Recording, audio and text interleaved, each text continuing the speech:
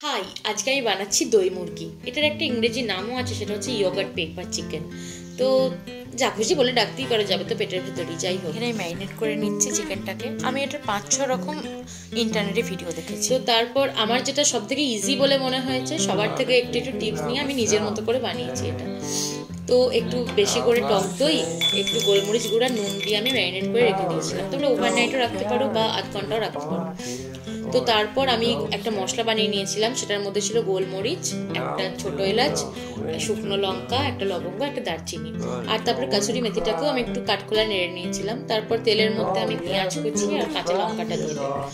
বেশি ভাজার কোনো দরকার নেই, হালকা পিঙ্কিশ কালার চলে আসবে, ব্যাস। তারপরেই দিয়ে দেবো আদা রসুন বাটা। বেশি মশলাপাতির ঝামেলা নেই সেরকম কিছু, আর গরমে অত মশলাপাতি না খাওয়াই ভালো। তো এই প্লেন চিকেনটা তোমরা রান্না করতে পারো, যারা আমার মতো ফাঁকি বাজাচ্ছ তারা তো অবশ্যই ট্রাই করতে পারো। তারপর আমি এইখানে চিকেনটা দিয়ে 10 মিনিট আমি হাই ফ্লেমে একটু কষিয়ে নিলাম। তারপরে জল ঢেলে দিয়ে আমি মাংসটা সেদ্ধ হতে দিয়ে আমি এখানে কাজু কিশমিশ খেয়ে নিলাম। তারপর গিয়ে দেখলাম আমার চিকেন অলমোস্ট রেডি। তো ঢাকনা খুলে আমি আমার তৈরি মশলাটা দিয়ে দিলাম, আর সাথে দিয়ে দিলাম কাসুরি মেথিটাও। তারপর মাম্মামকে বললাম, মাম্মাম রুটি বারো, দারুণ সেন্ট বেরিয়েছে। তো মাম্মাম বললো যে আমাকে একটা দিয়ে টেস্ট করার জন্য। তো যাই হোক, টেস্ট করে আমরা এখানে রুটি খেতে বসে গেলাম। তো সত্যি ভাত, রুটি, পরোটা যেটা দিয়ে খাবে খুব সুন্দর লাগবে।